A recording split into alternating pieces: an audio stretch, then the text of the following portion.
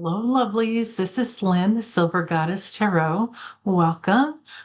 Today's self-care oracle deck is the Seasons of the Witch Beltane Oracle by Lorraine Anderson and Juliet Diaz, illustrated by Giada Rose. I'll put that in the more section below if you want to see it. All right, so let me go off screen and I'll get into this.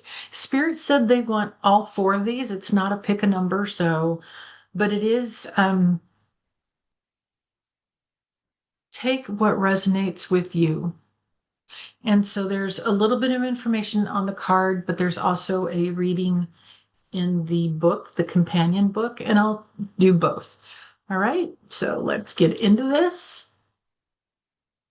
Okay, our first card is Flower Crown. Wear your power proudly and unapologetically, for it is your birthright and it is eternal like the soul.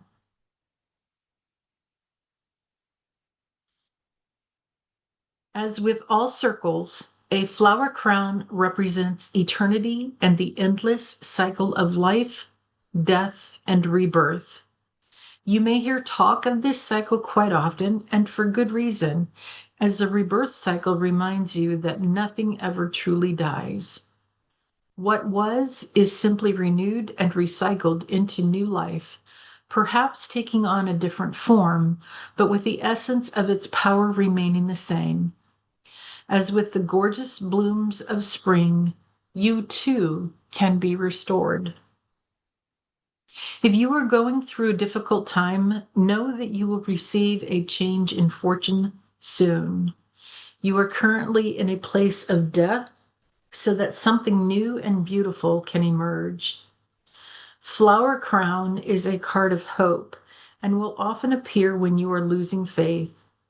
Remember that no cycle, good or bad, can last forever, even though it may feel that way at times. The presence of this card is a welcome sign that better days are just a short time ahead.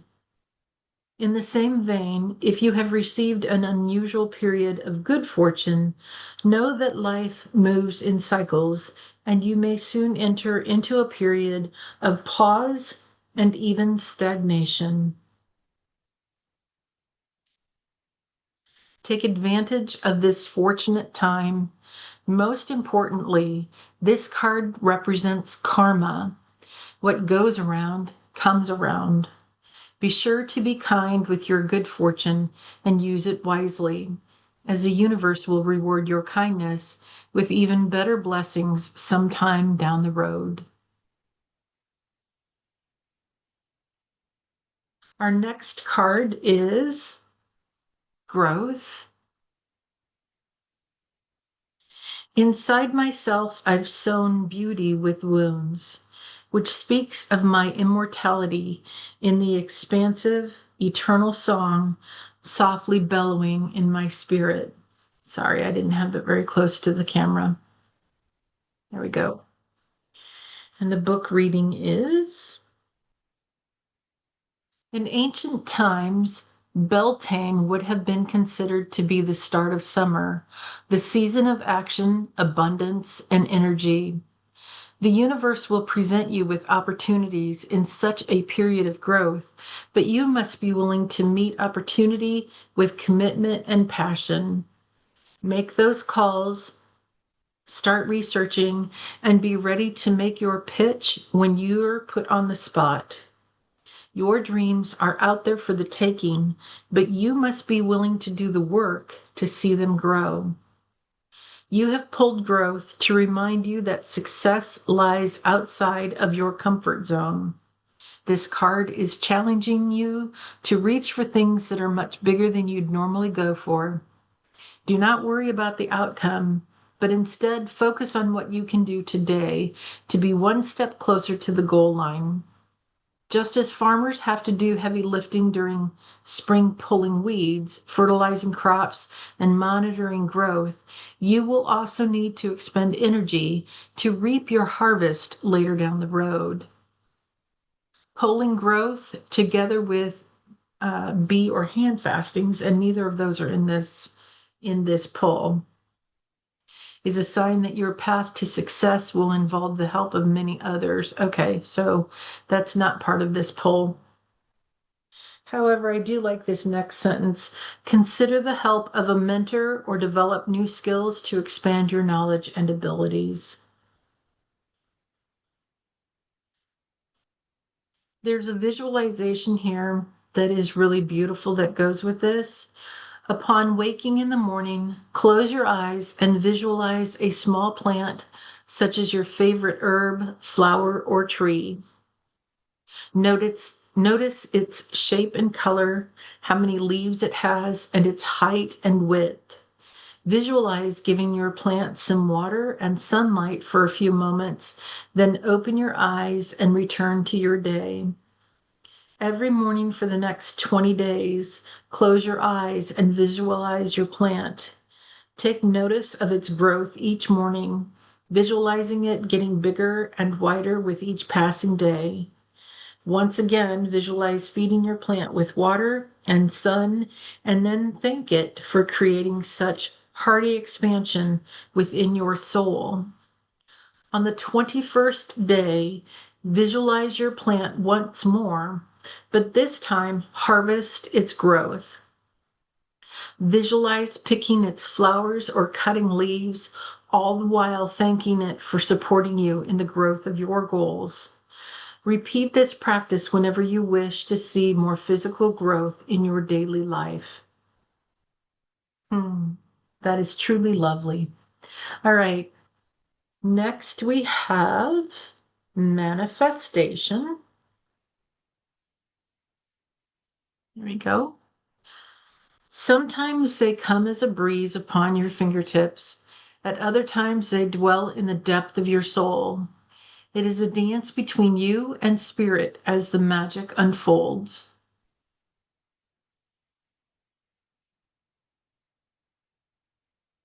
And the book reading is manifestation is happening all of the time, whether you know it or not.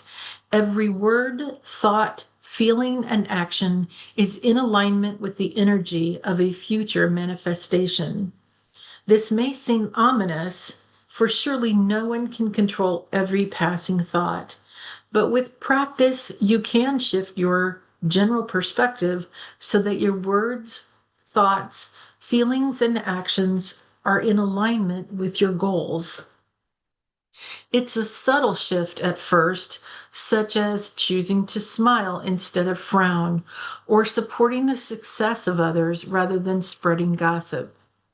With time, you will begin to unconsciously choose the behavior that supports your dreams. This is where the manifestation is happening, in the moments between spells and ceremonies. And it is in these in between moments that you remind the universe of your commitment to your intentions. Manifestation has entered your spread because you have not followed through on your commitment to your goals, which could be indicated by choosing anger when you have set an intention for kindness, or dwelling in a feeling of lack when you desire abundance. You have attracted more of what you do not desire simply because that is where you have placed your focus and your thoughts. Manifestation is here to encourage you to examine how you can be more in alignment with what you seek. If you are seeking love, then it is love you must send out into the world. If you are seeking wealth, you must focus on areas of your life in which you already feel a sense of abundance. And if it is success that you are after, then focus on your previous accomplishments. As you seek the path of positive expression, you will begin to flow into the dance of manifestation, allowing the magic to unfold. That is incredibly powerful. That is incredibly powerful. All right, and our final card for the day is Surrender. Let me bring that up so you can see it better. There's nothing more blissful than the act of letting go, of setting yourself free of all that doesn't serve you. And the reading is, it is time to let go of the past, dear one. You are missing out on the blessings that are waiting to enter your life by holding on to old wounds, traumas, and hardships, which has prevented you from finding the beauty in the struggle and the lessons learned. While you cannot change the past, you can let it go and decide what your future will be. Regret will only hold you a prisoner, and dwelling on past mistakes will blind you to the truth of how beautiful you are. How beautiful you are, and how profoundly loved you are. And yes, I added that part in. Back to the book. Know that your current situation cannot be resolved until you allow yourself to heal something from your past.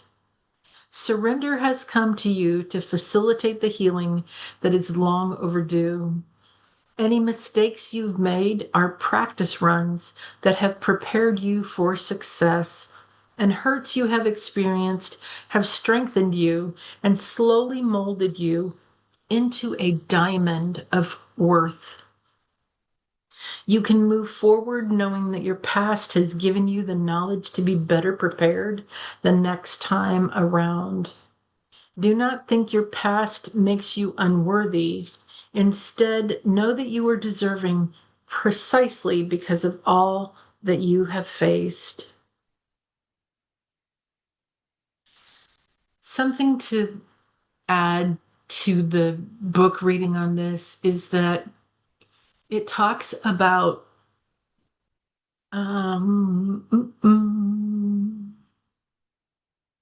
past regrets. Shame is another one.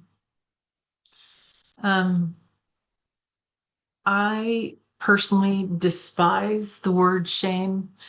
And in another video that I produced, that I created yesterday, so this is for May 28th, and the one that comes up on May 27th, I talked about hearing that language from my childhood in my head: pull yourself up by the bootstraps.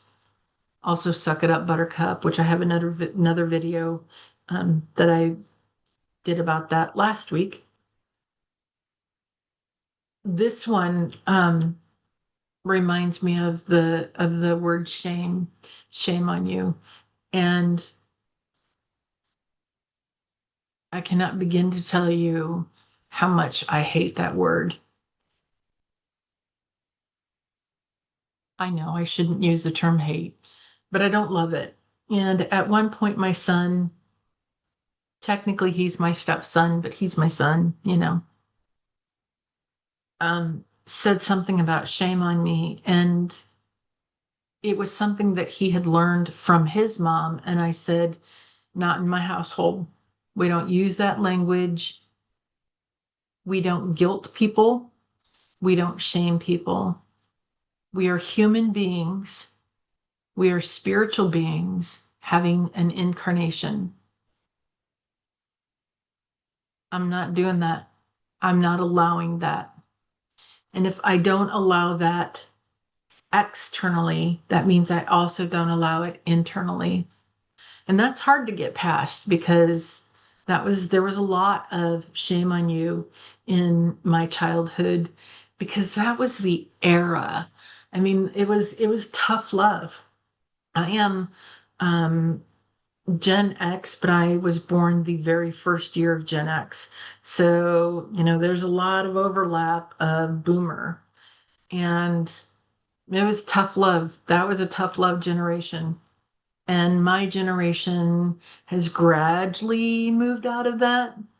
But I feel like, I know that these cards, spirits like, you got to do this deck. You've got to use this deck. This is the deck. These are the cards. This is it. I feel like this message is not only for me, but there's a lot of power in this for me as well. And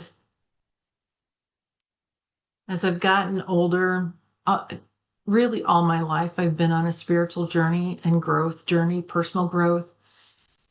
But this last year, in fact, the last 6 months, my psychic abilities have exponentially increased. Um, but I'm also releasing so much of the emotional and physical traumas that have occurred in my life. It's really fascinating to see how that's impacted my life. And I hope that you take something from this reading and that it resonates with you. And on that note, I'm going to end this with you are made of stardust and magic. You are far more powerful than you know, and you are profoundly loved. I hope you have a great day and a great week, and I'll see you tomorrow. Bye.